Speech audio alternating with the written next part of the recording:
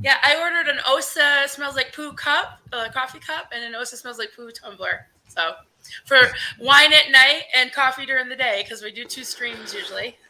While we're Vince, talking Right. about merch, I do Alex. have to plug my own merch store, not for Please. my merch, but because Yes. Goldie, for those of you who want to support Goldie, I have a whole Goldie merch collection on my store, apostatealex.com, and any profit that is made from the sale of Goldie merch goes straight to her, because I thought there's no way for people to support her and say thank you for all the amazing work she does across SPTV. So I thought, let's do some merch, and if people want to support her, that money goes straight to her. So if you want to support Goldie, buy some merch, apostatealex.com from the Goldie collection, and that's a nice way of saying thank you.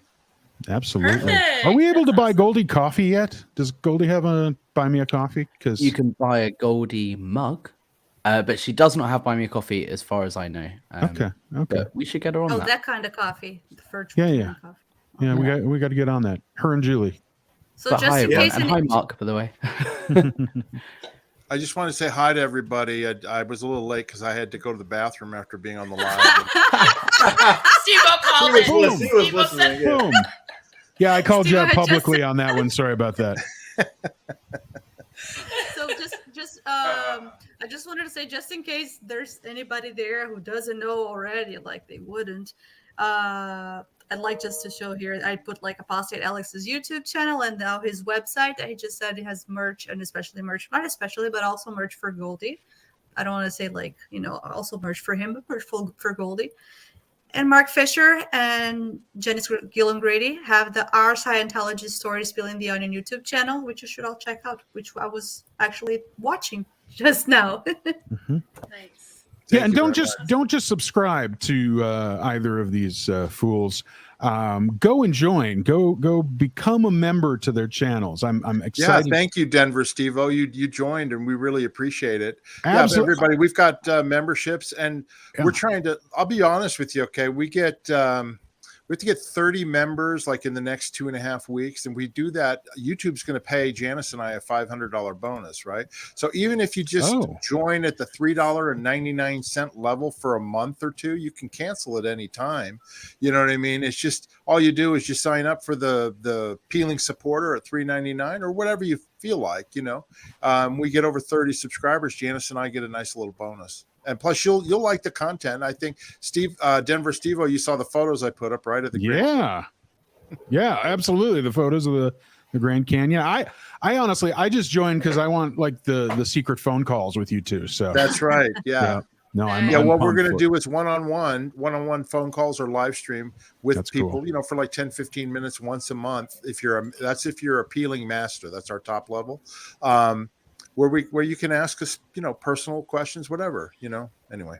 Very nice. Yeah, no, I will tell you, Mark, you two are the first membership I have ever subscribed to or I've ever joined. So thank you so much. We're honored to have you in there, Denver Steve-O.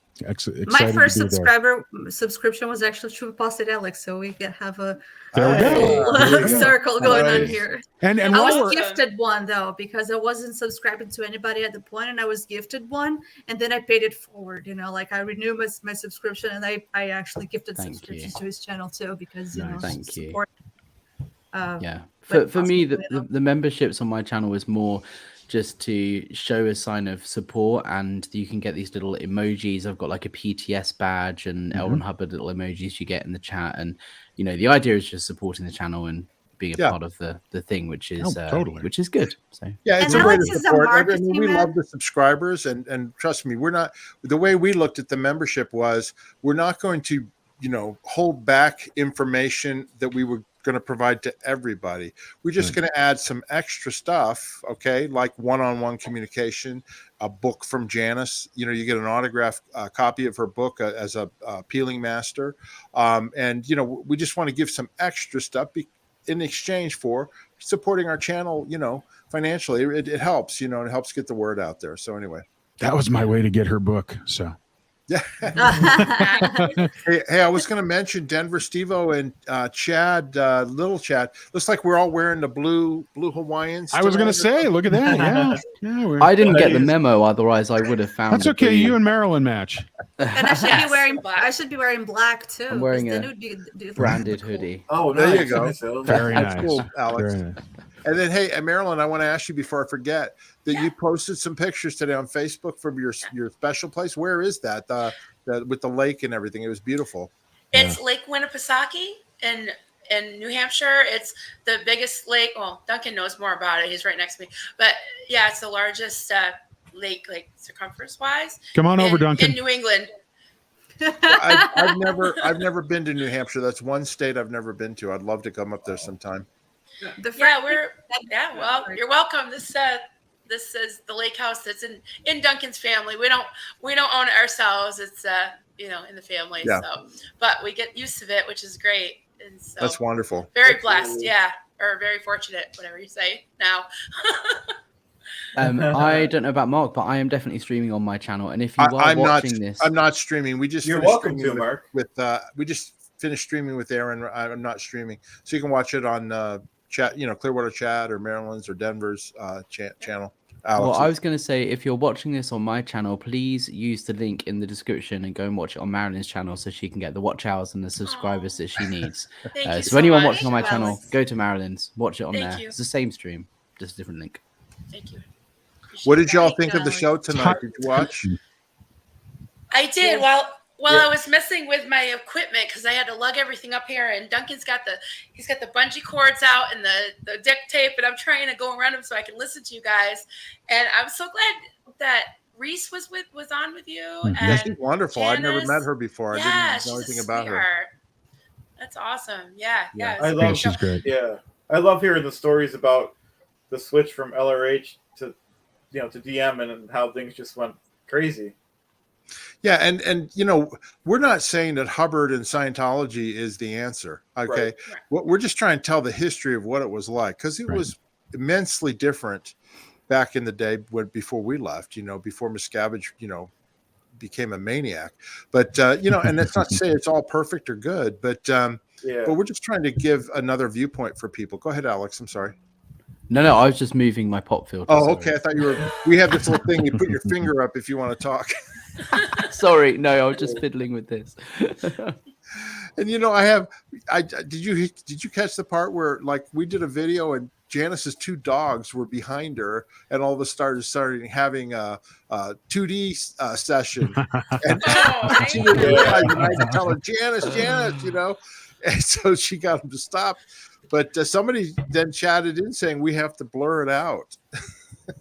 Oh my You gosh. can't see it. It wasn't for very long, but we're gonna have to blur that section out. Oh, gee. Yeah, I heard But somebody they were say behind that over her otherwise shoulder. they She had can no idea, and I'm going, Janice. they can flag your channel or something. I heard somebody say, right? Yeah. Gosh, Anyway. wow. Whoa. I But it's just Hilarious. animals. I didn't watch the whole thing because I was busy getting set up and everything, but I watched a good 20 minutes or so. And Yeah. one thing that I really took home from it is something I try and do with my channel of like helping people understand that Scientologists generally are not horrible, nasty people. They are genuinely trying to help other people. Yeah. Yes, there are obviously nasty and horrible people that do horrible things, and Scientology itself has an impact. But these people, I joined staff because I genuinely believed that it was the best way of helping the greatest number of people. And it's the only way I'm going to really help someone. And that's the mentality of someone in Scientology. And I think a lot of people don't realize that in the public. They think Scientology, oh, you're horrible, they're all manipulators and all of this. Most people aren't. Scientology itself is very manipulative and coercive and all of this, but the people don't realize that they're doing harm. They think they're doing good. Yeah. And that's what I try and always get across. And I think you mentioned that in the part of the stream I watched, Mark. Thanks, Alex. Yeah, that was the point I was trying to make, because a lot of people go like, oh, you want to be an OT and you want to be exterior with full perceptics and all that.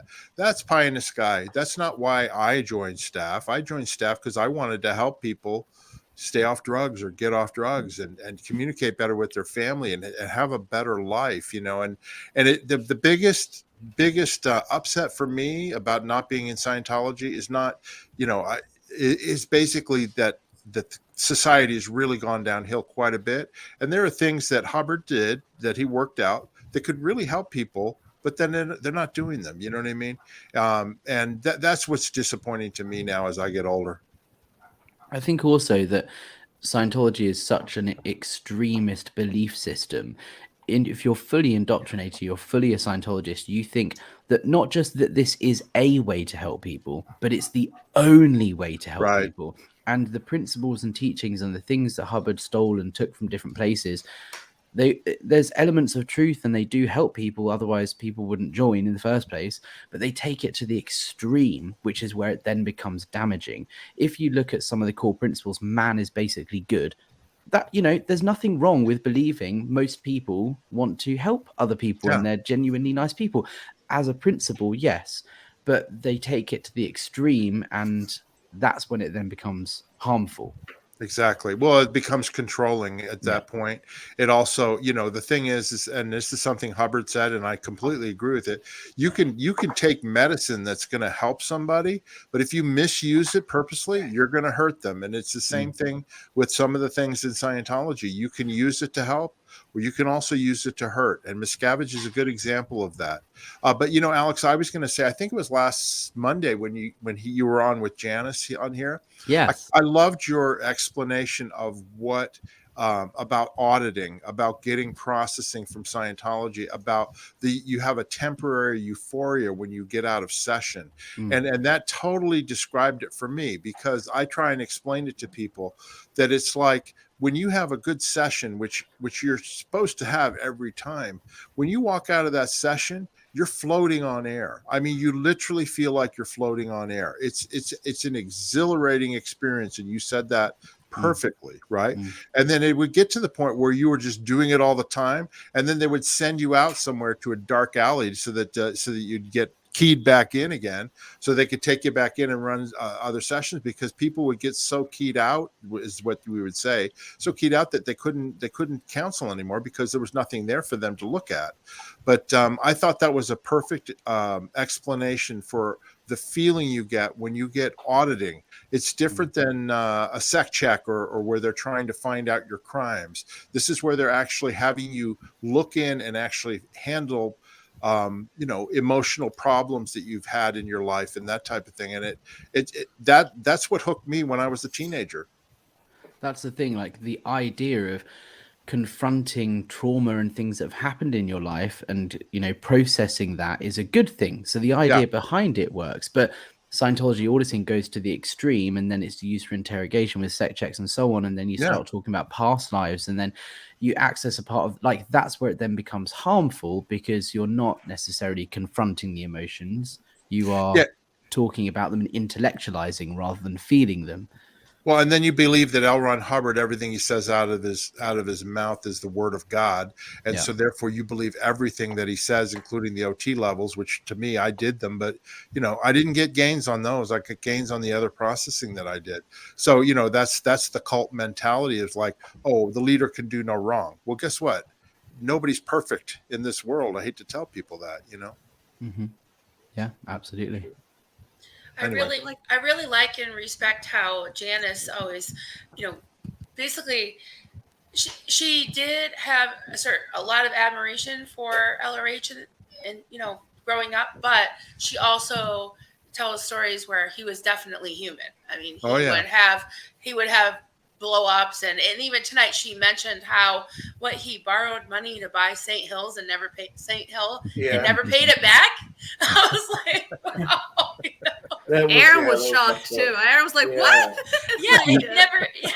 I didn't catch that particular part of that stream, but I was reading Barefaced Messiah, where it talks about London org. Like, there was a Dianetics group or something that was on it, and basically he was trying to get someone else to pay for this new building in London in his name so he could use it and somewhere he could live and so on. And he did it on a loan, and then it never paid the guy back. And then he bought St. Hill Manor, and this guy was like, hold on, you said you didn't have enough money to pay me back, and then you just spent all this money on St. Hill, and basically just, got other people to take the risk and have their name on the documents and so on for his benefit. That's what he did. Wow. Have any of you read not Barefaced Messiah, Piece of Blue Sky? It's on my reading list. It's the next one after I finish Bad Cadet, which is I'm on. Yeah, and I've never read Piece of Blue Sky. It's John Atack. It's been out forever. I've never read it. Because I think, if I'm not mistaken, I think a lot of Barefaced Messiah or some of his research came from John Atack before he Yes. published Right. Piece of Blue Sky, right? Oh. Yeah. John Atack is amazing. He has a wealth of information and knowledge on the topic and has been talking about it for years and years. And Yeah. I watch pretty much every single video he does. He's great. too. And there's just so many books I'm going through on the list to read. It's the next one after I finish Bad Cadet. Yeah. If I'm not mistaken, wasn't Piece of Blue Sky somehow not banned, but in the UK there was a problem with libel or something like that where he couldn't get it published for the longest time? I can't remember the full story, but I think it was something along the lines of Scientology did a campaign and wrote to all the libraries and said that you shouldn't have this, it's offensive, and then a bunch of them took it out and it was banned to some extent. I don't think it's allowed in the British Library or something like that. I don't know. He talks about it on his channel, but there was something like that happened. Yeah. Yeah, I've heard of that. Yeah. So I was going to go into the starred questions. We've got about 20, just some different things. Up, Go we for got I have a couple questions for them everybody. already. 10x for agrees. Chad. 10x. Yeah. I saw a couple of questions. Okay. Yeah, there's a couple of questions for Alex and Yeah. Mark that I think we should. Okay, question for Mark. When Scientology started, did they put as much emphasis on separating you from your family and viewing your family members as just another reincarnated being? Good question. Well, not when I was a public Scientologist. You know, I was a public Scientologist, excuse me, when I was a teenager and, you know, all through high school. And then I joined the Sea Organization out, you know, right out of high school. Now, when I joined the Sea Organization, they didn't separate me when I was in, but when I was joining the Sea Organization, I got to the point where my dad and my brother, they were Scientologists too. My dad was the executive director of a Scientology mission. But in 1979, about 3 years after I joined the Sea Organization, they decided they'd had enough of Scientology and they closed down their mission and just got involved with a different cult. Okay. So they were declared suppressive people at that time. And I got pulled in, you know, saying, hey, your dad, you know, did this, this, and this. Where are you at on this? And I made the decision. I wanted to be with L. Ron Hubbard. I was in Clearwater at the time. I wanted to work for him.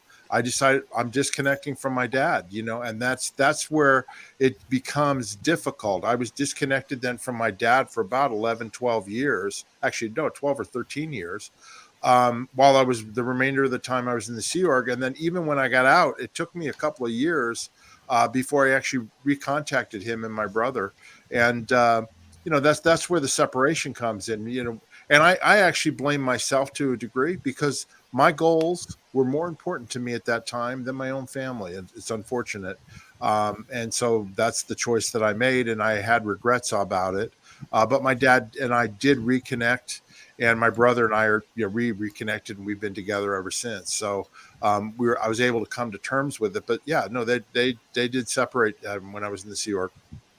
And you're very lucky that you had that opportunity to reconnect after you left. I think it's heartbreaking, but people have to know that that's not always the story. A lot of people are still in the Sea Organization and are still disconnected from their families, Right. or they leave and their parents have passed away or whatever. Like, it's not common that reconnection can be made, and that's heartbreaking. And people need to realize that this is going on today, just as it was 60 years ago, 50 years ago when it all started.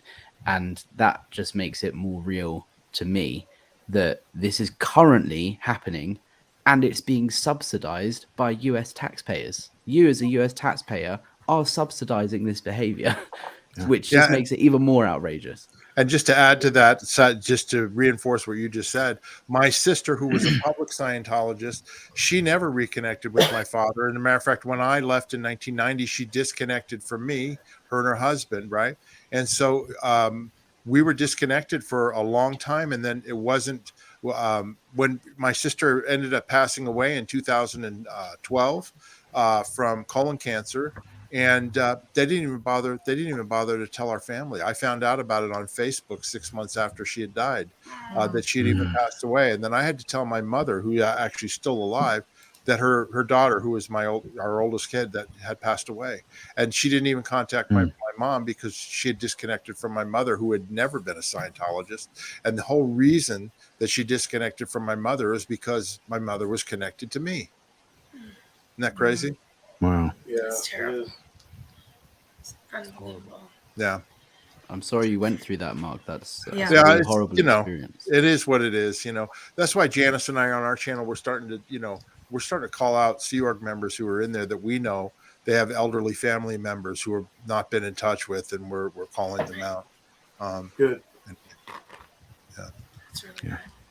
good. Yeah, the way that it seems like the way that the Scientology mindset, this whole thetan and drop your body and all of that, and the way you're indoctrinated in the group, uh, seems like the whole thing of getting rid of your emotions and all of that, the way that they deal with death especially, doesn't allow room for people to grieve, right? And then it forces disconnection, and so it's the same thing. If you're going to be disconnected, that's the impression that I get from the outside, right? If you're going to get disconnected or if you're going to lose somebody, it doesn't matter. So why would I tell you? Look at what they did to Liz Ferris. Like 19 years she's thinking her dad's dead, and now she found out that he's not. And like, what? Who does that? Yeah. Yeah. It's cruel. Yeah. It's And the sad. belief is that you are an immortal spiritual being that has had many lifetimes and will have many more. So whoever might be your mother or father or brother or sister this lifetime, suddenly that's not important anymore, because next lifetime they won't be your brother, sister, mother or father. Yeah. So Right. who cares if you have to disconnect from, it sucks this lifetime, but you've got millions more lifetimes where you're not going to It's be family. So devastating. family Yeah. therefore becomes really unimportant in Scientology. And my dad pointed this out to me when I did reconnect with him, and we talked, and we saw each other quite often, and he had been in Scientology, and he'd gone all the way up to the OT levels and all that, and then he left and he got involved in this other cult that he was in until the day he died. But he brought up a good point, which I had not really realized, was that the thing that's missing from Scientology is the concept of love. Okay. Love yourself, love one another, love your family. Okay. Love is not talked about in Scientology. They use the word affinity. Okay. But it's not the same as love. Okay. And I've learned in my life since leaving Scientology that love is the most important thing in life. Hubbard talks about the man's basic urge is towards survival, right? But I think the basic urge, I think we all want to love and be loved. That's the most important thing. That's what I strive for. And I think a lot of people strive for that, whether it be from their dogs, their pets, their family members, their kids, their wives, their husbands, their boyfriends, their girlfriends. I think we want to be loved. And I think love is a concept that is not in Scientology. What do you think, Alex? Yeah, I remember having conversations when I was a teenager, trying to figure my life out and be like, I want a girlfriend. And then I was trying to ask these questions about like, what is love? What's the meaning of love? Like how all of this. And it was always directed towards, ARC, which is affinity reality communication. It's like, well, if you have a lot of communication with someone, you agree with them about a lot of things, and therefore you have love and respect for them, affinity. But I was like, yeah, but if there's a girl that I have a crush on, talking to her a lot doesn't make someone fall in love with me, or the other way around. Like communication doesn't equal love. Every question I would ask, there was never an answer, because there isn't anything about this concept of love at all in Scientology. Yeah, and that just like you're talking about affinity, reality, communication. What's that supposed to equal, Alex? Understanding. Understanding. That's what it is. It's understanding. It doesn't have anything to do with love. ARC, affinity, reality, communication equals understanding. That's the Hubbard concept on that. That's very interesting. So they but there's something that they sign ARC, so they equate ARC. They say it's understanding, but they equate it. They equate it with understanding, but they say it's love, or they say it's understanding. I'm sorry, I couldn't hear that. No, I'm sorry, because you're saying that they say that ARC equals understanding. Right. Affinity, reality, communication equals Okay. understanding. But also when they sign letters and they sign much love or ARC, right? Yeah.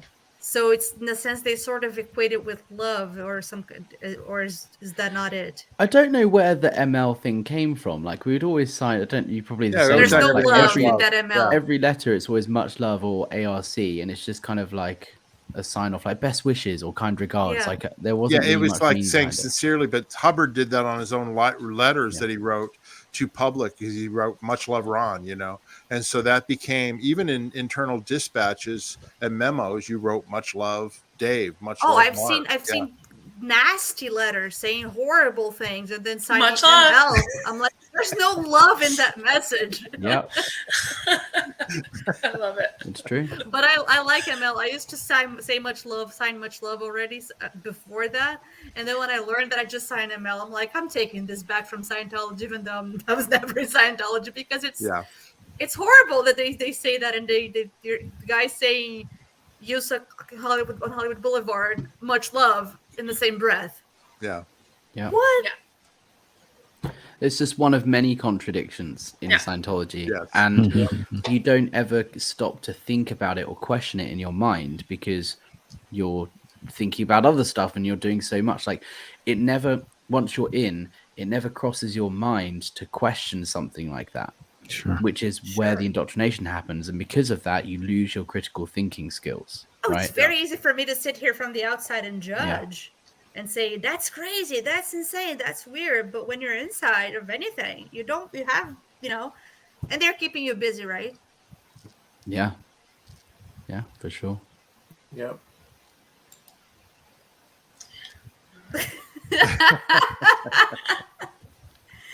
Burke has a nice point there. Tiff had an interesting comment about this too. Where is it? Actually, she says, reminds me. I want to read Marilyn. I've been talking a lot. Okay. No, it's okay. Tiff 45. Actually, I'm going to have Chad read this because someone said that Chad never talks. So, Chad, why don't you Yeah, I read caught that, and they're fibbing. Okay. Yeah. 45 says, reminds me of Laura FM's dad saying, in this life we are playing his father-daughter thing. Makes me so angry for these kids. Yeah. Playing is such a big word in Scientology because everything in Scientology is a game, right? Like the game of life or the game of expanding Scientology, or let's play a game of book sales, right? It's this whole principle that we don't need to get into now, but playing the father-daughter thing is like, well, this is a game. Like that's just this thing that we're doing, like we're acting. We're not really father and daughter. We're just playing this game. And again, that's one of those things that you don't question at the time. But what it does when compiled with everything else is separates your mind and separates your thinking. Sure so does. you don't associate your father as someone who's connected to you in an intimate, loving way because it's just a game. Right. So it's creating those, the separations in your mind. Chad and Mini Chad agree.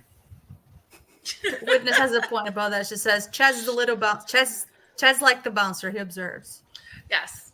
Right. And report straight to OSA, right? Because right. you are OSA. You're Right. the head of Everyone OSA, tells right me, yep. We've kind of forgotten about that point from our first meetings with Clearwater Chad. That's Yeah, right. from Poe. Yeah. Yep. Yeah. I type up. Well, these guys know I type everything up. And sign it off, much love, right? Postate Alex, you have a new subscriber, new member to Oh, your right. channel. Right. That's Yeah. Thank you. Welcome. We love And CO we have Bill. a couple more Your Bill. questions here.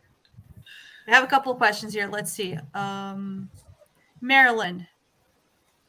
Oh, I Yes. think you already answered this one. Oh, right? yes, I'm on vacation. Yes, I am. I'm on nice. Lake Winnipesaukee. All right. One for Mark. Don't I already miss Reese? Yes, Reese is awesome. That's the first time I ever met her. I didn't even know who she was. Janice said, she did a couple of videos with Aaron, and I hadn't seen him, but she's wonderful. Something I thought very interesting about this stream with you guys now is that you had both like Aaron and Reese, and then you and Janice, and then you had when you talked about the events of how before you left there were no events, and then how David Miscavige started doing the events, and then Aaron and Reese were raised in a different Scientology than you and Janice, and that you were shocked, like what's life with no events, like the whole difference with the David Miscavige. Sorry, my dog. I'm That's muted. all right. You're okay. Adds personality to the chat. That's right. Events were a huge thing, particularly in London Org, because it's a chance to see what everyone else in the world is doing. And then it also drives what you're doing in the org. Like the number of times we would be focused on the birthday game, trying to sell as many books as we can, because it's a competition with the other orgs around the world, because we want to be shown on the stage and get an award for doing the best book sales, for example. In this competition against, but it's all to do with this event that happens on March 13th for LRH's birthday. The events were huge milestone things, and there was always goalposts to reach along the way to each event. Oh, good girl, baby. Well, Oh, where is she? Bring her in. Oh, she's a husky, so she's down here on the floor. It's hard for me. I can't pick her up. up. But she was barking because I was getting a delivery, and she was just welcoming the nice. Amazon driver. Okay. Good. We had a question for Alex, if I can find it. Here, Go for it. Apostate Alex. Free Xenia Project, Apostate Alex. I think that is the worst part about it. It takes people that are good with good intentions and uses that to their own gains so they can be controlled. Yeah, exactly. For And another this is a question, comment. separation we need to, I try and make with my videos. Most Scientologists aren't sitting there thinking, oh, great, how can we manipulate and control this person? They don't even realize that that's what they're doing, right? When I talk about the stress test pattern and how we went and sold books, right? Get someone to tell us your deepest, darkest fears and traumas so that we can sell them the book. I'm doing that because I want to help that person with Dianetics, because Dianetics is the way to help them. But what I'm actually doing is getting them to relive trauma on the side of a street to a stranger, and then getting them to give me money to hopefully help with that, which is a horrible thing to do to a person. But you don't realize that that's what you're doing because you genuinely believe that this book or Scientology, whatever, has the tools to fix that person's problem. So Scientology in itself is manipulative and controlling and coercive, but the people doing that, most of them don't realize that that's what they're doing. Now, don't get me wrong, there are horrible manipulative people in Scientology. Not everyone is good as gold, but the majority of people are just ill-informed, unfortunately.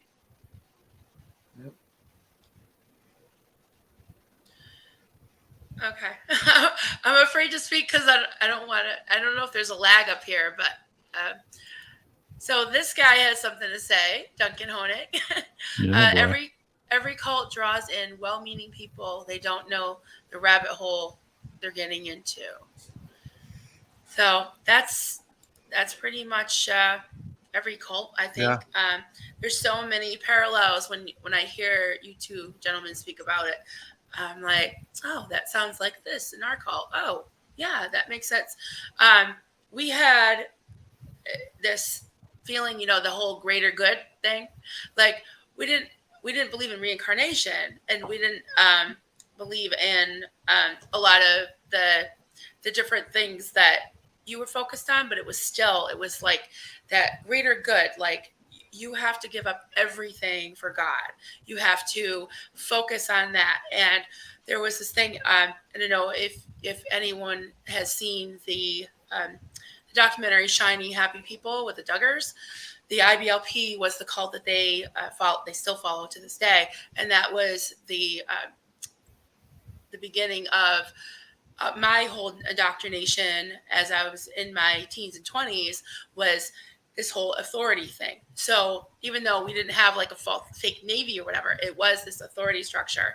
And they defined your soul, like you were trying to save your soul, right? Your soul was your mind, your will, and your emotions. And that made up who you were.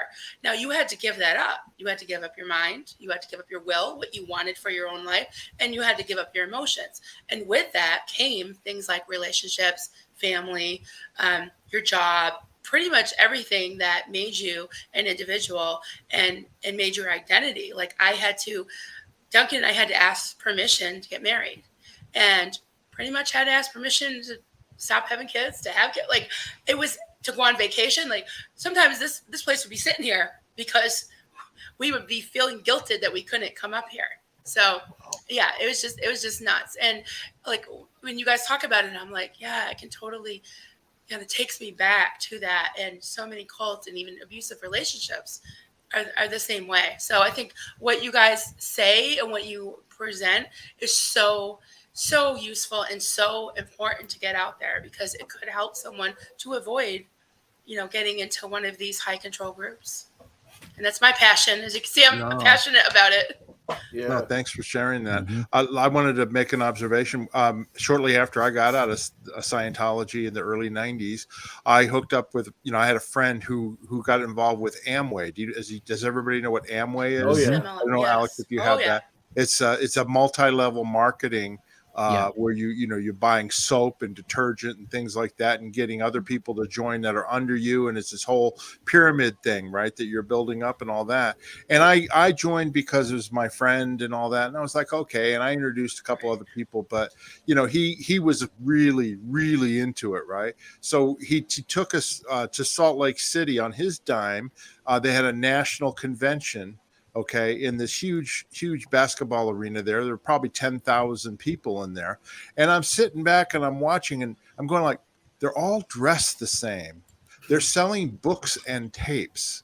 Okay, you're supposed to flow power to your upline who's made millions of dollars and have these fabulous motor homes, and you can be one of those too. And I went, you know what? Amway's a cult too. It doesn't sounds like the Absolutely. FSM program, doesn't it, Mark? Yeah. Sounds like the FSM program. Yeah, I mean, Yeah. it was a realization. I went like, this is a cult too. You know what I mean? It doesn't have to necessarily be religious. They get people to follow the leader and do what they say and not question what they're doing. And the people that are making the money are at the top. Yep. Yeah. Before I started following cults, I was following MLMs. Chad, tell your story. Oh, yeah. Okay. I'm sure Julie's heard it. So I was in the group that copied Amway. I won't even say their name because I don't even want to dignify them. So they copied Was Amway. it called Chadway? I hope it was. I wish, because then I'd be It's the 10X program. TEDx Pro, yeah. But it was the same thing. The leader says this, and we had to go to somewhere in Florida. It probably was Clearwater for all I know. I don't even know where it was, but we all had to go to this place and always go into hotels. And I can't say they lied, but they just phrased things like the best case scenario, which never happens in life. And so it never, the money never happened, obviously. And I posted Alex Electric Boogaloo was gifted a membership to your channel Oh, amazing. Nice. Thank by you. the whoever did Suppressive that. Pups. Oh, nice. That's one thing I don't like about StreamYard is when someone does that, buys memberships for someone else, it doesn't show up in our chat that who really? purchased them. It says that this person is a new member, but Yeah. it doesn't show us who bought the membership that was a gift. Well- So thank you, Suppressive Pups. It didn't even show here at all. It just showed when Suppressive Pups bought their membership. It Yeah. showed, and then when they gifted, it didn't show anything. I only saw because she, Electric Boogaloo commented, "Thanks for the membership," and then I went to your channel and then I checked and it was there. Yeah. Oh, Duncan just passed me a note in class. Okay, He passed me a love note. It says, I'll get to this. It's just about the MLM thing. There was a series that we saw. It was with Kirsten Dunst, I think, Becoming a God in Central Florida. It was about MLMs. It was like basically kind of a bit of a parody on Amway. It was crazy. It was crazy, but it was really good.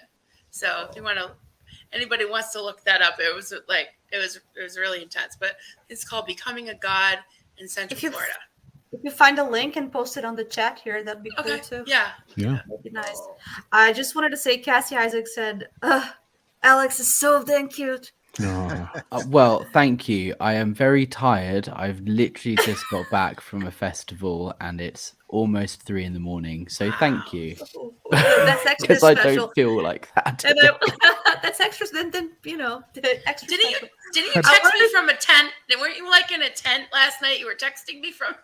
Yeah, in the This tent in poor the field. guy. Yeah. You're a And I wanted to take that to ask, and then it links to this comment here. So did we get a positive Alex and SO yet? Got those stats What up. do you mean? Did we get an SO? Not Significant a other? Sea other. Org, a significant other. Oh, I thought it Not a was the Sea Sea Org. Org. I'm like, No. what? No, significant other. No, Oh. that project. So the 2D to not 2D project's on hold for now because it's very much Ash's thing, and she is on a trip at the moment. So, one of the main things I need to do tomorrow is catch up with her and see where we're at with it. And we've got a couple of episodes of the show that we do every week that was paused for a bit, and we've recorded. I think there's several episodes in the works that we just kind of paused releasing them. So hopefully we can get back on that this Wednesday or next Wednesday, and then Yay. I'll catch up with her and let everyone know what's happening with the show. But it's on hold for now. Tell her she's messing with your 2D flow. Yes. Aw, I know. I'm looking forward to that. Yeah, I think it'll be fun. Yeah, I'm excited. I missed you guys together, and then I know, he's to be or passing not to notes. be. We've been I think there's honestly- like we record quite far ahead of time, so I think we've got at least 4 episodes recorded and Okay. ready to go. We just paused releasing them because I was busy and I couldn't be there for the lives, and then Ash was busy, so we will pick it up very soon. Nice. Tatiana says, just going back to the anti-MLM first, I think for a second, the anti-MLM YouTube is great for analyzing cult tactics. And then we have somebody in the community. I don't think she's here, but she was in Aaron's and Mark's and Genesis and Reese's live just now. Michelle Carpenter, who did the Discord channel. Yep. She also has a YouTube channel where she's an anti-MLM YouTube channel. So Oh, Nice. yeah, I can find a link for that. interesting. All right. Amazing. Guys, I need to be right back. I'll be like 2 minutes. No problem. Okay. Okay. He's going pee. All right, Stephen That's what you Britton. said about Mark, and you were right. It's about the MLM comment regarding Amway. The way the business is set up is completely legit. The cults are the groups that do the training and personal development stuff with books and tapes. Yeah. Actually, if you watch that Becoming a God in Central Florida, they really emphasize the whole tape thing where they're like basically like positive self-talk and kind of indoctrinate themselves. The way the business is set up is completely legit. I would say it's legal. It is legal, especially because there is a product involved, but it is very pyramid schemey. So Yeah, what I was going to say is, Marilyn, is that when I was at this convention, you were encouraged to buy the books just like you were in Scientology. In other words, hey, you want to support and flow power to your upline. You need to buy his books and buy his cassettes because he's going to show you the way. Now, there may be truth in that. There may be truth in those books and all that. But basically, I just got the feeling it was the same thing. It was just basically pushing you to buy, and that, you've got this golden being that's, making all this money, and you can be like that too. Just get all the people in that are under you, So, I mean, it is a legitimate business. Obviously, they make a lot of money from it and all that. But to me, it just came across very cultish to me. Yep, I agree. Angela Bernhardt, I want to know what love is. I think she's singing it, I right? want to know what love is. I Nice. want you to show me. There you go. It's a little early It's for Foreigner, our right? karaoke, but Yeah. Foreigner. Foreigner. yeah. Yeah. I want to feel what love is. Yep. Mark. Free new project. Mark, I think you're right, but the problem is LRH only loved himself. So if someone loves someone else too, he couldn't handle that and becoming enraged. He was a true narcissistic sociopath. That's what do you true. think about that, Mark? Yeah, that's true. Yeah, that pretty much sums it up, doesn't it? And typical of many narcissistic cult leaders. Absolutely. Oh, sinfully He wants to know good. what love is. Oh, hey, Hey, Seneca. Hey, Seneca. Seneca. Clearwater Chad. Had a great time on your pre-show today. Thank you for inviting me on. Yeah, That's awesome. it was You a great time. So you started that back up after what, about a month? Yeah, people were inboxing me about it, and I'm like, yeah, I stopped at the week of the Renaissance. I get some sleep that day, and I just never thought about it. But the people speak. We want to do what the people want. Have you ever seen it, Mark? Do you know what we're talking about? No. Before we had this show, the after show, Clearwater Chad started with the pre-show. So he goes live. He started going live by himself before Aaron's. And then he started inviting anybody in the community to join, and then we started joining and doing like whatever. We were like drawing and talking and knitting and just chatting, and Yeah. that's how this group got together. Oh, okay. Yep, Yeah. that's true. And now it's he's funny, back with that pre-show. you guys are crafty. I believe it or not, when I was a teenager, my grandmother taught me how to do needlepoint. Okay. And I did needlepoint for wow. years, but then I get done with the needlepoint that I did, and then I didn't know what to do with it. So I just throw it in the closet. Like I didn't make pillows out of it or frame it or anything like that. It was just something to keep my hands busy while I was watching TV or just listening to music or whatever.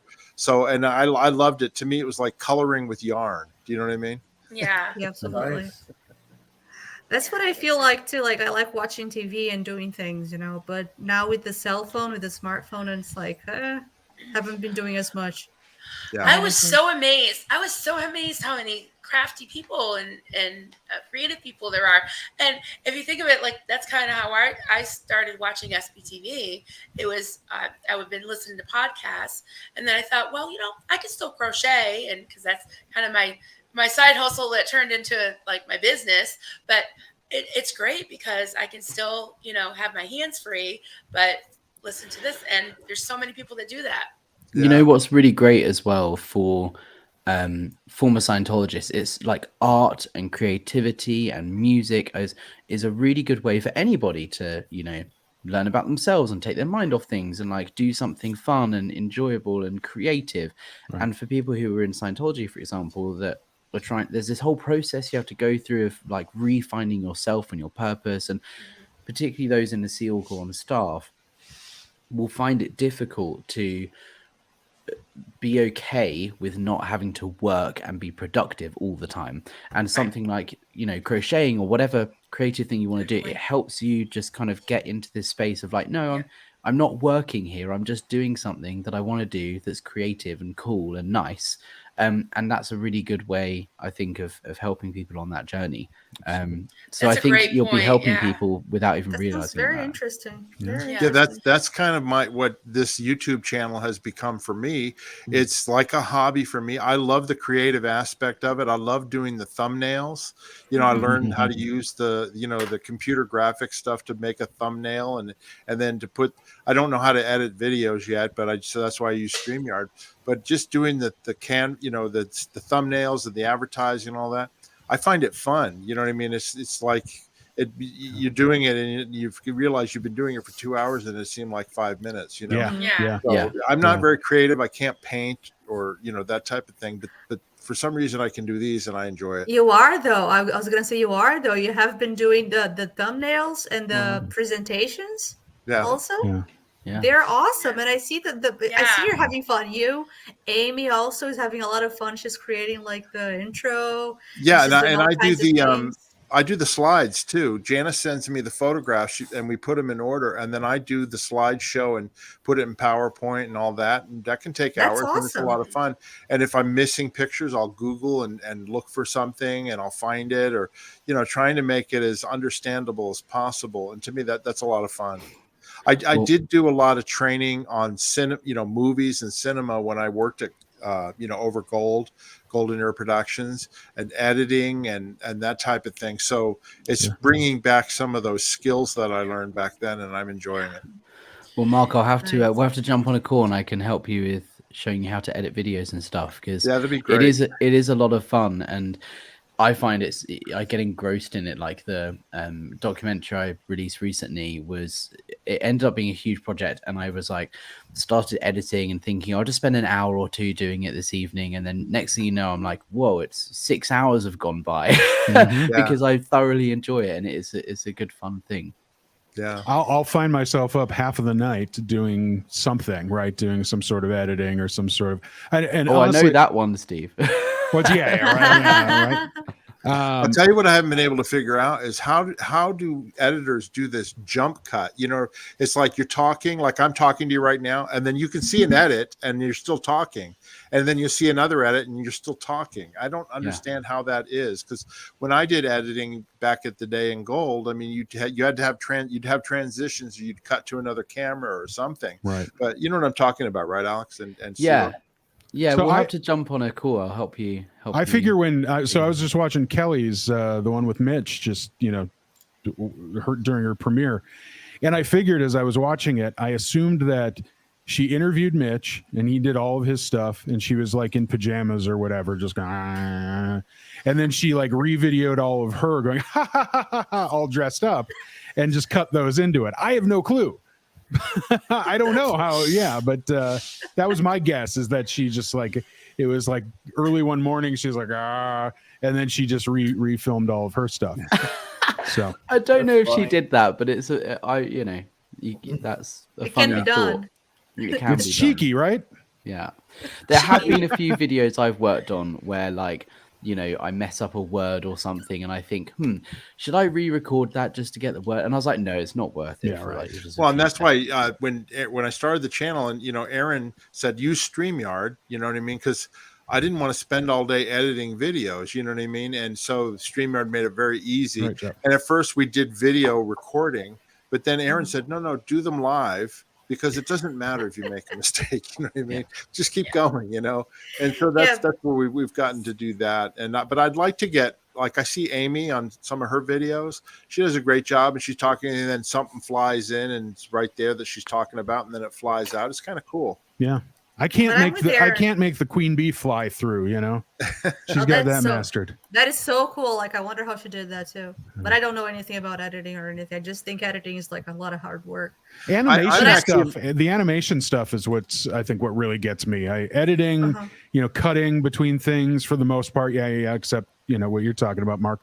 But yeah, when it comes to like some of the animation-y stuff where things will like move in and move out, I mean, yeah, that's advanced. I haven't gotten that far yet. So That's a lot of work too. Yeah, it's Yeah. a lot. I'm not sure if this means IT or it crowd.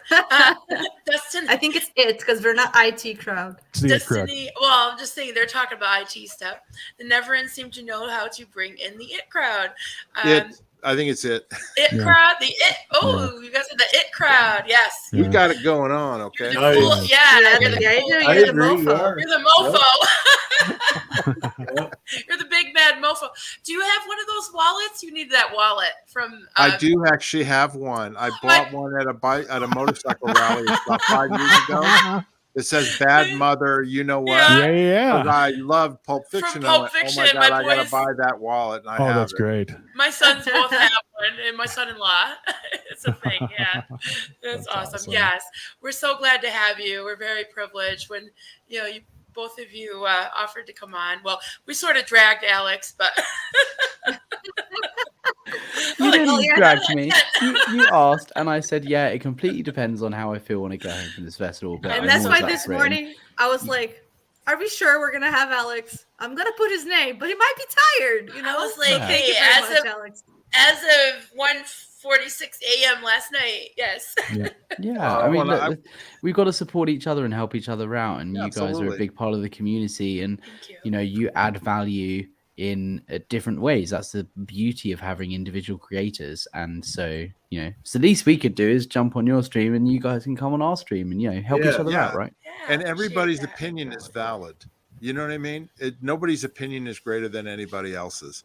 The only thing that I bring, or that Alex brings, or whoever, is just our experience and the knowledge that we have about historical events or things that happened before. But your opinion is just as valid as my opinion, as Alex's, Denver Steve-O's. You know what I mean? Everybody's opinion is valid. Except for Clearwater Chad, Thank who's you. just Oso, and we don't care. So, Yeah. I'm joking. That's funny. but the thing about telling your stories and your experiences is it's so relatable. Even though Scientology is one of these things that just seems so mysterious and so weird and all that, it really is. There's so many parallels, and when at the end of the day, we're all people, we're all human, we all have we're all made of the same stuff, and I love this community. We just really care about each other, and I think it's great that we can kind of relate to each other where we're at. So Yeah, and it's funny too, because they try and suppress you from saying things. I have had things done to me over the years to keep me from talking, and I don't have those suppressions anymore. because I don't care. You know, you reach a point where you don't care anymore. And you know what you realize is that regular people, they don't care about the bad things you've done in your past either. If you're a good person, it comes through and it shines through. And when you realize that, it makes it much easier to be able to do something like this. You know what I mean? It just makes it easier, and hopefully people can understand. Yeah. What a lot of people don't realize is like 90% of SPTV actually is behind the scenes. Like we all talk to each other and text and help each other out, and we're on calls to each other. And like the majority of this community isn't what you see on YouTube. And the YouTube stuff is great, but we are all this community that are together and helping each other and supporting each other, not just on streams, but behind the scenes as well. And that's what's really lovely. For me. Yeah, we So reach out to each other. Like Alex, we're trying to hook up with you at some point. We both one day we will make it happen. We are going to make it happen. You know what? You know, it's funny too. We have more people reaching out to us who have never spoken out. Yeah. Longtime ex-Scientologists and ex-Sea Org members have reached out to Janice. We've got some people that we're going to interview here shortly that have never really spoken out. You know, and so that's exciting for us. Yeah, absolutely. You know, they feel That's safe. beautiful. That's the other thing too. The reason they do it too is they feel safe now. The more people are speaking, you know, the safer I think others feel too. Yeah. Yeah, and I've had several in the last couple of weeks of people that are survivors of other cults, and very, you know, similar to mine or even Scientology. So many parallels to things that they experience, and they're, you know, kind of getting their feet wet a little bit, wanting to speak out. And hey, if I can put myself out here as a middle-aged crochet lady, anybody can do it. So that's what I want to just put out there, is like anybody can, you know, can do this. Yeah, I feel the same way. I've never done anything like this before either. You're a middle-aged crochet lady? Pretty much. Alex, where can I find your documentary? I haven't seen it.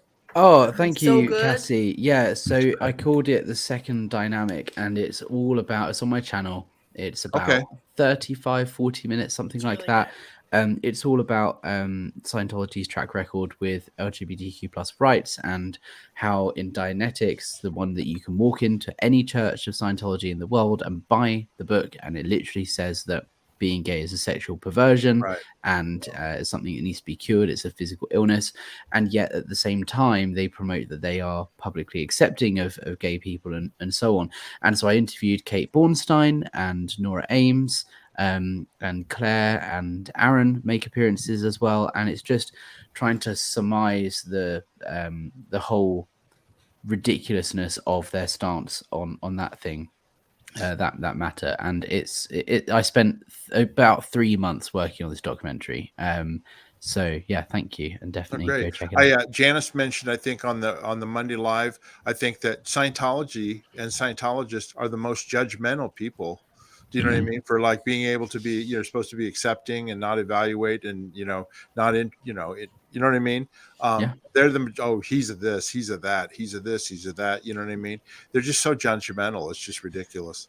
Yeah, and it's horrible. This is what I loved about doing this documentary, is learning so much about that community, and the struggles and things that people go through in coming out and realizing their identity, whether they're transgender or whether it's their sexuality and they're gay or bi or whatever. Like that is a big thing for anyone to go through. But then couple on top of it the treatment of Scientology, if they're raised in Scientology or they joined or whatever, like it just adds so much more guilt and shame onto that journey and makes it that much more worse. And I wanted to kind of shed a light on that, to make people realize that this is happening right here today, right now in the real world. And it is funded, I'll say it again, by you as a US taxpayer, because you are subsidizing Scientology until they get their tax exempt status removed. And I really want to hammer that home, that's why this is an important thing to talk about, because you as a US taxpayer are subsidizing disconnection and the guilting and shaming of the LGBTQ plus community and others. Good point. Yep. Very good. That's And a great thank point. you, Tiff, for your comment. So people are commenting that I'm the middle-aged crochet dealer, which is fine.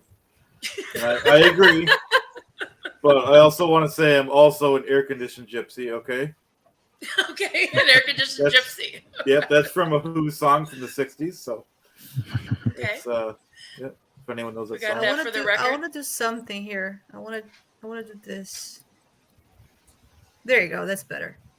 Somebody Oh. asked, I've got to go shortly, but somebody asked in the chat about what do Sea Org members eat? Yes. Rice and Right here. beans. Yeah. Can you tell me about what SO members were fed? I know beans and rice and chicken, but just baked chicken, or was something else to it? The whole time I was in the Sea Org, you ate whatever was, you got breakfast, lunch, and dinner. And so you'd had eggs in the morning or oatmeal and that type of thing, and orange juice and all that, just like a regular breakfast. And then lunch would be whatever, like sandwiches and, light stuff. And then dinner was regular food like you would have like at a restaurant or whatever.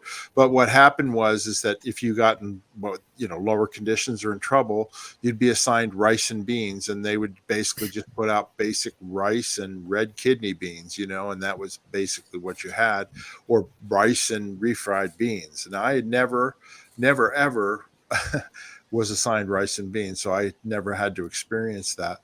But when I was in the rehabilitation project force, you're supposed to get the leftovers of what the crew hasn't eaten, but that wasn't really even a problem for me. We were in Los Angeles, and they have the galley, the people in the galleys, they want to make sure that you're fed. So I never really had really bad cooking.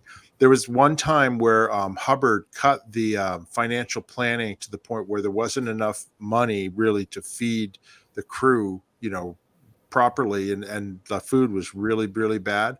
And I lived for about 3 months. I would take my $17.20, and I would go buy a jar of peanut butter and a jar of Smucker's strawberry jam and a loaf of bread.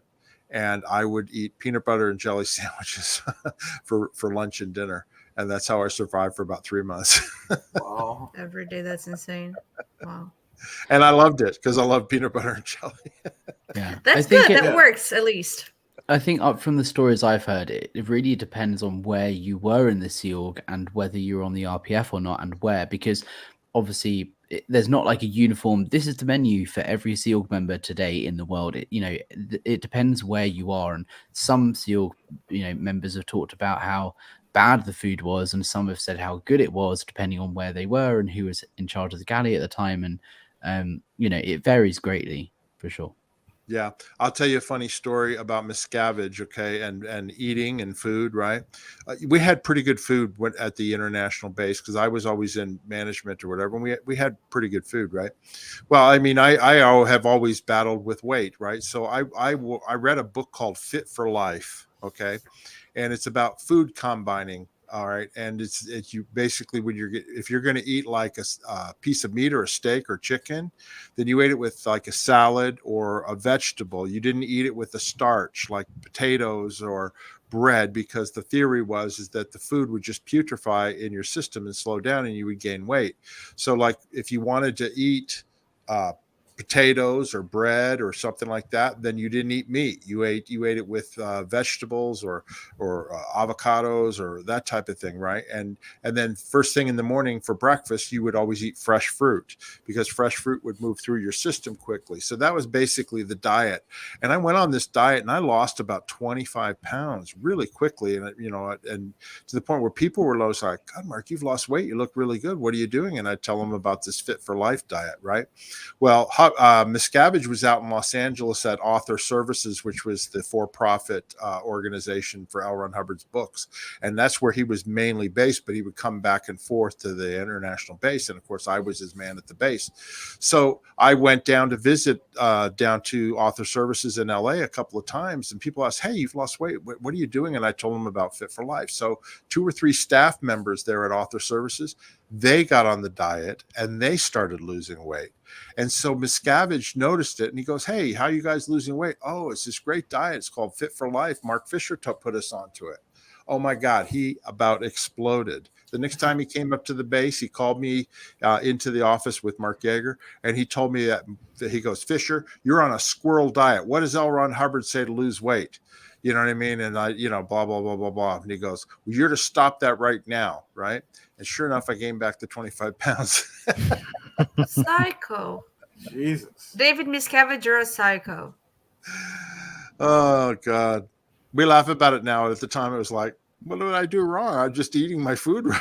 That's Yeah. ridiculous. That is ridiculous. Anyway, sorry about that. No, thanks for sharing. Yeah. Absolutely. We know all the horrible stories, you know, the very bad ones, but then you get like the silliest little things in his. Yeah. Anything he could do to control people. Mhm. If people were Yep. winning and doing well, or if they they did something well, he would find a way to belittle it.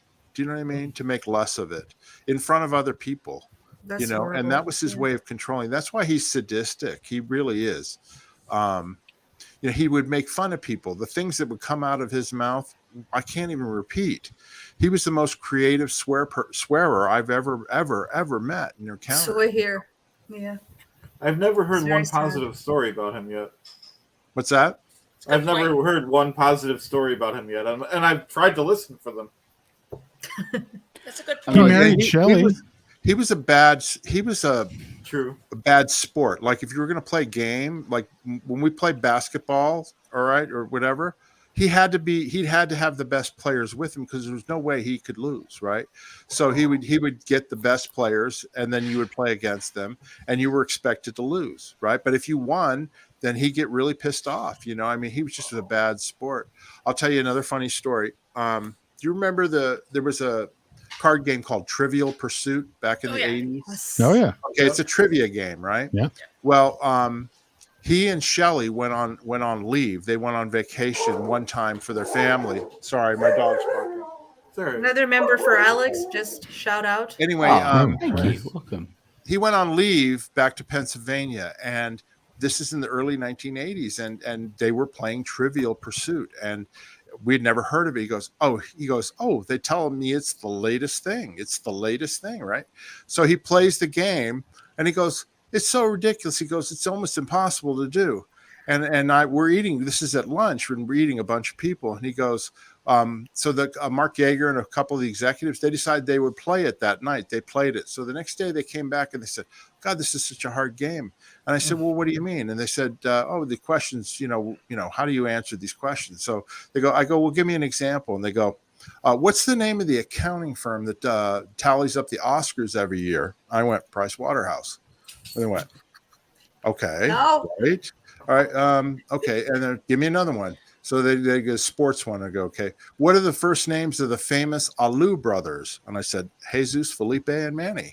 And then went, how do you know this stuff? I said, because I went to high school. I studied and I read the newspaper every day. That's why I know this stuff. It's trivia. You know what I mean? That night we decided that Miscavige goes, we're playing trivia. Guess who's on his team? Oh, you were her. That's funny. Okay. Yeah. And guess what? We never lost. Okay. That's Well, at least there's funny. that, because I thought he was gonna actually be mad at you because you obviously knew more than him. No. So he just co-ops you, and just basically we played teams and we won. Wow. Anyway.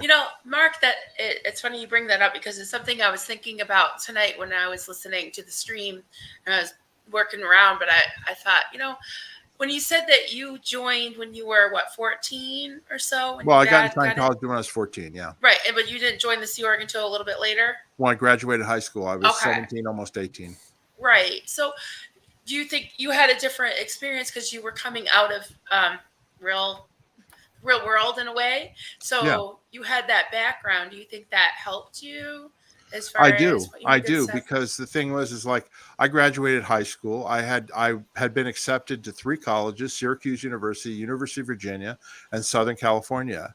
And my plan was when all through high school, I went to public school in Northern Virginia, and I went to one of the best public schools in the country, and you were expected to go to college, and I got good grades, and I was good in sports, and I was good grades. And so I got accepted to these universities, but I got involved in Scientology. And then in between my junior and senior year, I met a guy named Greg Wilhare, who was in the Sea organization at the Washington, D.C. organization.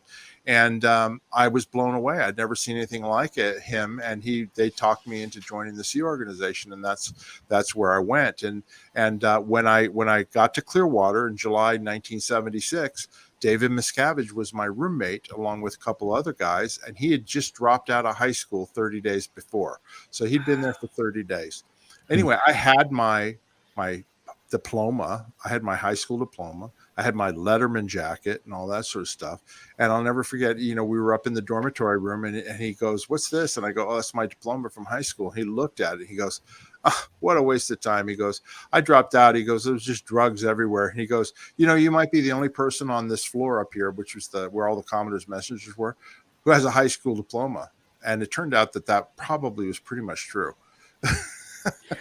I remember being at that age in Scientology and having multiple conversations with them trying to convince me not to go to university because it's pointless. What's that piece of paper going to do? Like, it doesn't matter having a degree, doesn't mean anything in the real world because on staff, you're helping people on a spiritual level. Right. So who cares, what education you've got, because they're educating you on the wrong things that don't matter, that aren't important. You're not learning any new skills because the only skill really that you need to know is how to sell books and audit people, because that's what's going to clear the planet. And that's what is the most important, but the only important thing that you can do with your life.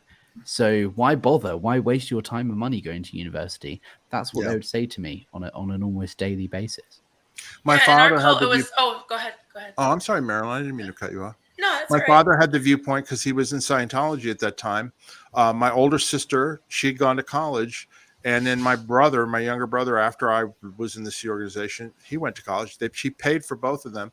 But his viewpoint, and I agree with his viewpoint to some degree, he says, "I'll pay for you to go to college, but you got to know what you want to do. I don't want you to just go there for general studies." My sister was a pianist, and she wanted to be a classical pianist. And so she went and she got into music school. And same with my brother. My brother he was an oboe. He played the bassoon. He played the bassoon. And he got a scholarship to the Eastman School of Music in Rochester, New York, which is one of the finest conservatories in the U.S. And he's never worked a day in his life. He's always played in a symphony orchestra. So, I kind of agree with that, nowadays with kids and stuff, because I never went to college, right? But I when I got out, I didn't have a degree, and that was a little bit hard.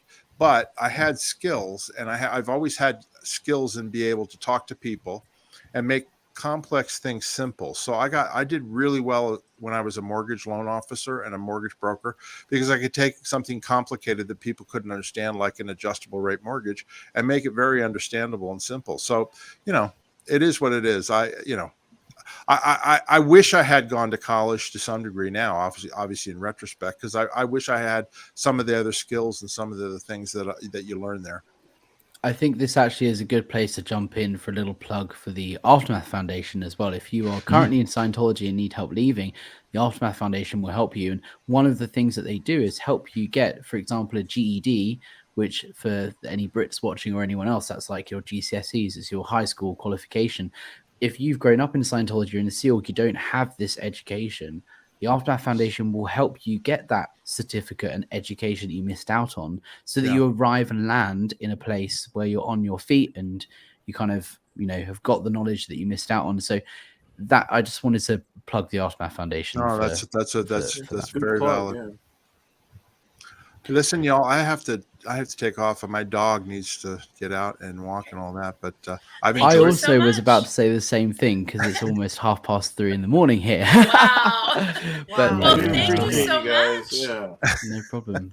Thank you. Anyway, I enjoyed it because last week I saw Janice and Alex, and they were having so much fun. I went, "Oh, I'll reach out to Marilyn and see if she wants to come on." Yeah, so great. That was great. You're welcome. We'll figure out a time.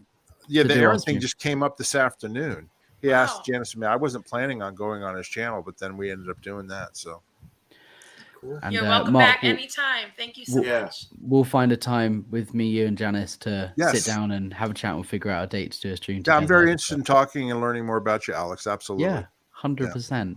And to the Neverins, thank you for having me and us. Hey, thank you, Juliana and Clearwater Chad and Marilyn and Denver Steve-O. We really appreciate it. Thank you. Have a great night. Alex and Mark. Appreciate it. Pleasure. Thanks for being here. I don't know how I get out, so you're going to have to get me out. Oh, that's okay.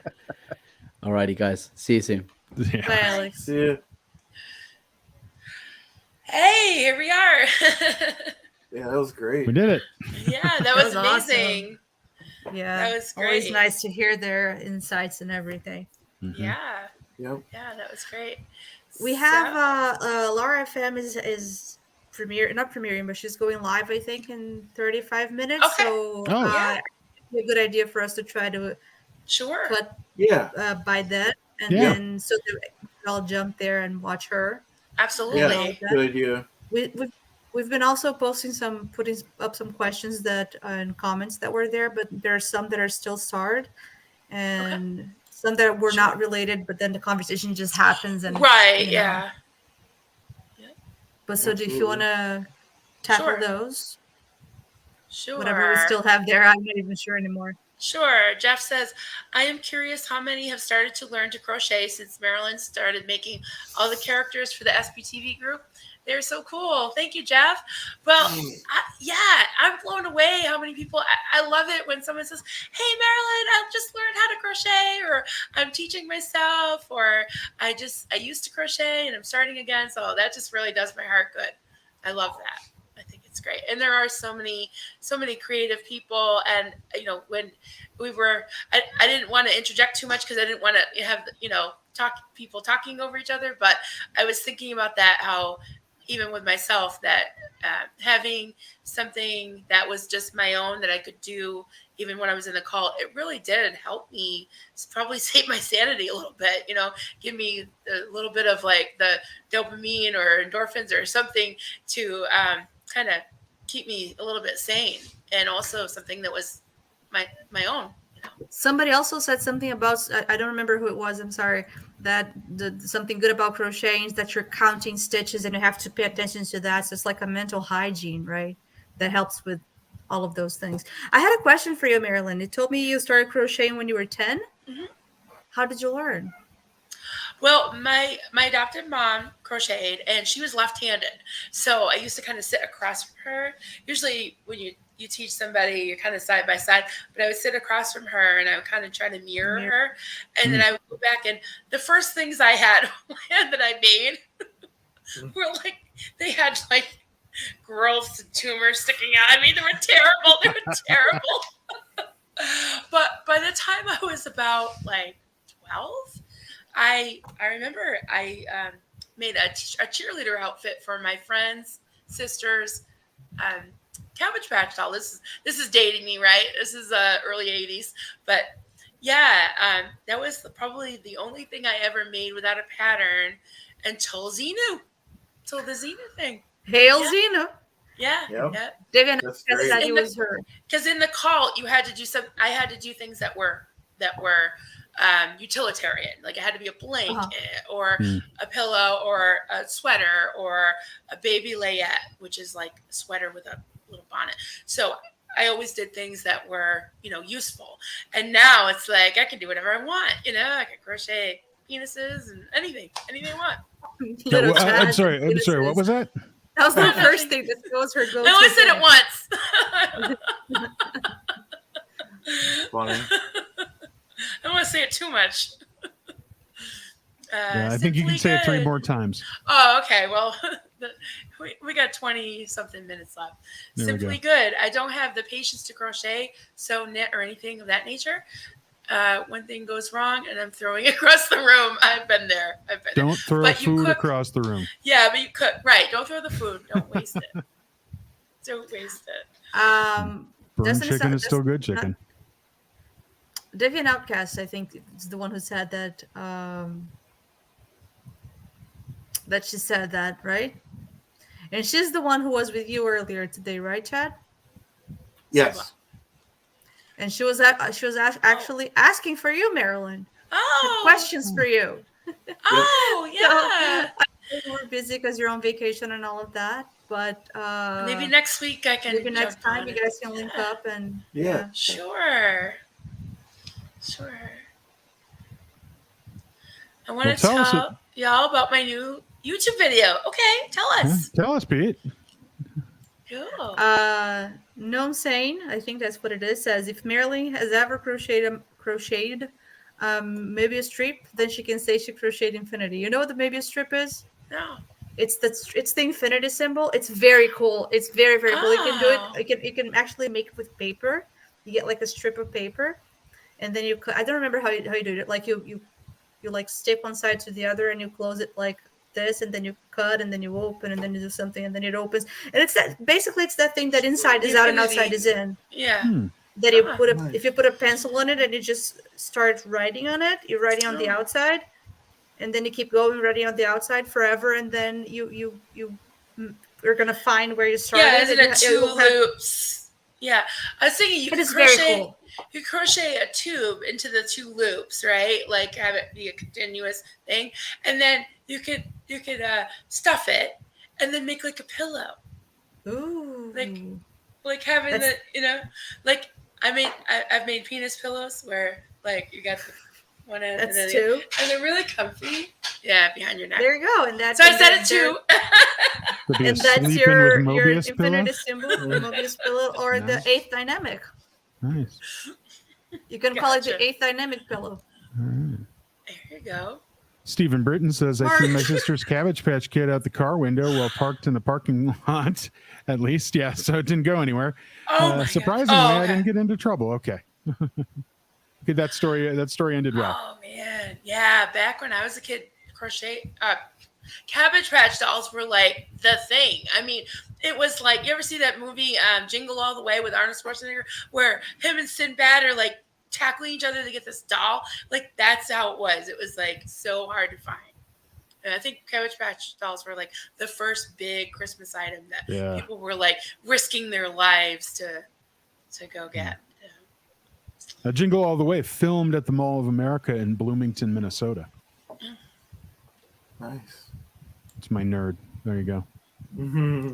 Oh, here we go. Yeah. Electric Boogaloo comment. I am eating Simply Good chicken right now for Oh. lunch. Oh, Nice. Electric Boogaloo is in Australia, I think, right? I was going to say, not true Lunch. because it's not lunchtime. It but is lunchtime somewhere. somewhere. All right. Well, that's good because if Simply it Good. wasn't lunchtime somewhere, it wouldn't be drinky time somewhere. I'm drinking water, but I just did black coffee. Just say it's vodka. Okay. I'm drinking vodka. There you go. I Cynical meant the says, water, Chad. You can you got like Irish coffee going And on just there. so you know, if Yep. you don't know, Well, vodka is Russian for little water. No, vodka is vodka, but the meaning of vodka, the word vodka is little water in Russian. So Really? vodka. I learned recently that vodka is made out of potatoes, It is. which makes sense It is. because I have a little bit. I like potatoes. I eat them once in a while because I'm Irish too, so gotta eat potatoes. And I live in New England. But yeah, if I eat too many, I get like my arthritis. My arthritis acts up. You don't want to eat too many potatoes being Irish because there could be another famine. Oh, potato famine. Yeah. True. I think I've also heard of like cabbage vodka. I think anything you can ferment and Ferment distill, it. you can turn something Makes into a sense. vodka. Yeah. Yeah. Yeah, there's a lot of moonshine in Vermont. People They can't. Wow. They can. Like Chad's gonna have a little vodka as a treat, especially Yep. little If- Chad. The Chad, the Vodka's big Chad, little water. just like dip the vodka and dip your finger in the vodka and then like wipe it on his gums. I think that'd be okay. Yeah. If vodka's little water, what And is he's little teething. vodka? Little water.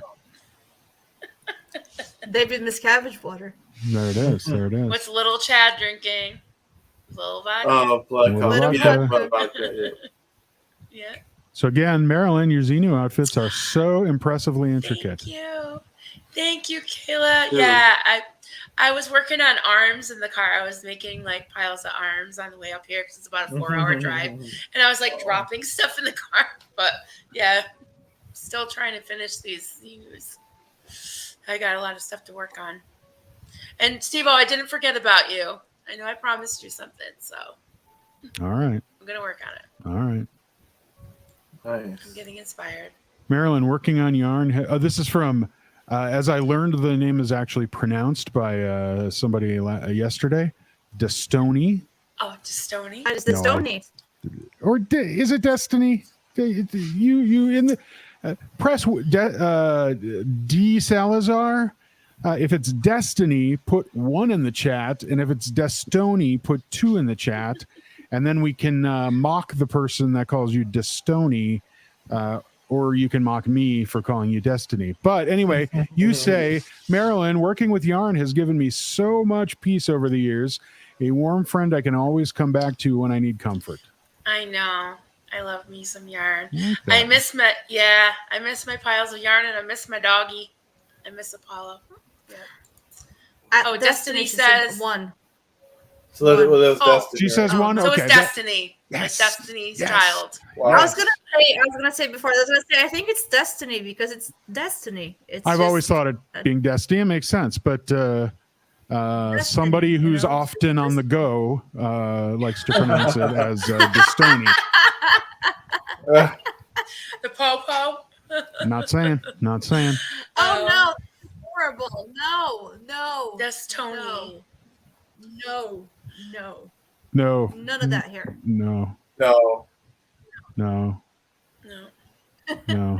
Anyways, Sorry, Destiny, sorry, you are correct. Yeah. Oh, I'm sorry that you have fibromyalgia. Potatoes are not good for us people with fibromyalgia. Yes, I have fibromyalgia too, I did and it not know does that. certain things.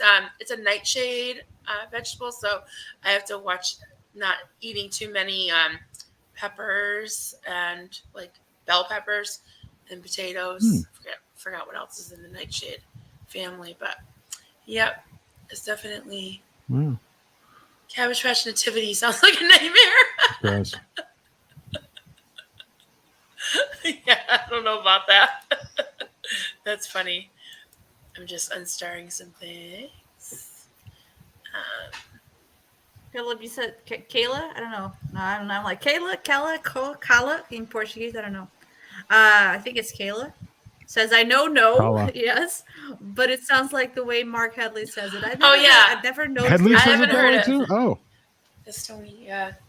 Then he probably Yeah, does. But I he think says he Casey for purposely Cassie, so- does that. I think Mark purposely, yeah, I think he Like definitely Cassie, purposely. Casey, yeah. He calls Cassie Casey. Yeah, Mark is a Casey, JD. Cassie. Right. Yes, he is. He's a JD. Stephen Britton and his mom set off all the Tickle Me Elmo dolls at Walmart during the spring of 1997. That's hilarious. Wow. That's a nightmare. That's Can a you imagine? nightmare. Oh my god. That was another one that was like, caused a big rush, and everybody probably caused several unalivements even. Who knows? But yeah, pretty crazy. This reason the project is leaving before Lara. We'll see where Lara is Have a then. great night. Yeah. Well, good night. We'll see you later. Thanks for joining us, everybody. Not only Yeah, me, we but could- everybody. We could end a few minutes early to give people a chance to stretch and go to the bathroom, get Yeah, another I need to- drink. Get a link for that. Goldie was posting links for that, but I should Oh, probably good. post a link for that here too, right? Perfect. Yeah. That's right. Crazy John T says pirates love yarn. Yarn. Yarn. That's funny. I love me some dad jokes. Someone posted this. I don't know if it was themselves or some, probably from a group, but there was, a man, like a manly man looking guy, sitting on the floor crocheting a cotton rug, and it was gorgeous. It was like very like lacy, but it was a thick cotton yarn, and it was like, crochet isn't just for women, and I was like, I love that. It was beautiful too. That was super cool. Sorry I have to go, everyone. For Xenu Project, I have to do something before Laura. Have a great night. Thank you for coming. I think Freezinu posted that like 6 times. Oh, oops. And Sorry. yeah. Oh, that's Yeah. okay. No, okay. I'm just saying. Maybe they posted it. FXT knows my love, so Yes. Yep. that's right. Yeah, I apologize. We just wanted to let Mark and Alex, they had a lot to say, and it was very fascinating, and we do really try to engage the chat, and Juliana was starring things, but it was hard to pop things up. I didn't want to be accused of being double tap. So Yeah. yeah, so now we're just talking. Yeah, that was So great. after to here, have. We have Laura, and Tara reminded me, don't forget to sleep with Steve-O. Yeah. Yes.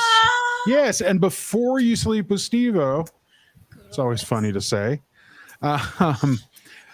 go to my merch store and pick up your I Slept with Steve-O merchandise. Or do it in the morning after you slept with Steve-O. Yep. Wow. Oh, Alex, you didn't steal the show. We're here No, for you. Oh, guys. no, that's Alex. what we're here we for. love you. We're very just- happy to have you. Marilyn, I was just going to say, Not at all. most We're of these happy. ladies and a few of these gentlemen, they've already slept with Steve-O. Oh, okay. So, but yes, go check out Laura first, and then once Laura's over, swing on over. You know the routine for the Sleeping with Steve-O. It's, we got some nice music. Actually, in the spirit of We have respect for you in the morning. in the spirit of our friend Chad, the background music. Whoa, Duncan. Thanks for putting the pants on, though. At least he put his pants on. That's right. Yeah. Plumber's crack. We've got some nice peaceful See water what sounds happens when tonight. Apostate Alex. See what happens when you leave, which is it just all goes downhill from. Yeah. So at least you gave us some respectability until.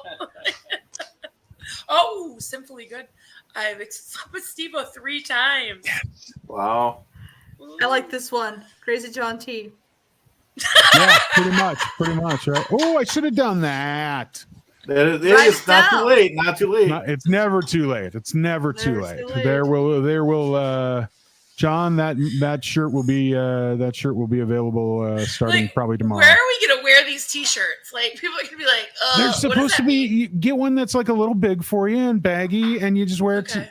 to bed. Of course. Sleep with Steve-O. Of course. We'll have to have like a Xenu convention, like the Star Trek conventions, where we wear all this. Oh, Duncan said we have to have like a SP convention where we all wear all this stuff. Chad seconds that. Oh yeah. Chad seconds that. Hey. All right. Sleeping Let's with see what else. We have a Steve-O couple things here still. What do we got? Pete Justin answered the question that you had. He said he wanted to talk about the video, and then he said, "Tell us about your video." So, Steve-O. Oh, so the idea of basically about the OSA docs that Mark Headley has released. If I could join like 2 minutes, I'd really like to explain. I only saw now that he was asking to join. I'm like, I don't know if we have time tonight. We have Hold 2 on. minutes. Let me- Are you still there, Pete? He said he sent you an email. Okay. Yeah, I just got it here. Just shoot him a link. Yeah, go for it. I'm looking for couple I'm minutes. looking for Chad's link though. No, you don't have to look for Chad's link. You're in StreamYard. Click on invite. Oh, hey, how about that? Glad you guys know how There to it do is. this. I see it. For the next Yeah. time. Yeah, definitely have to Just set up sleep before. over. Well, he's launching this thing next week. So here, control whatever I did there. We'll get him in for a couple minutes here. Pete, Yeah, he said he sent you an email. If you want to join us Yep. still. Pete, I'm going to respond to your email right now with a link. You know the routine. Click on the link, and OSA bots will swallow up your computer hard drive, and that's that. Oh, you know what? I did it wrong. Hold on 1 sec. I know. I'm just delaying things here. Copy. Okay, now. And I'm not going to say anything else because I just want to get this to you. So here it comes. Zoom.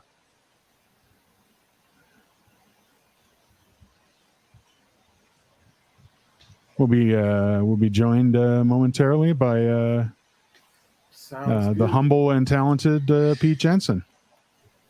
Woohoo! I don't know if he's humble, but he seems You're humble in saying the he chat. has to act humble now. Right. So Chad, Steve Britton's a fan of the your microwave. Thank you very much. Steve Britton, I can see the soap. Oh, there he is. that's the soap Yep. microwave.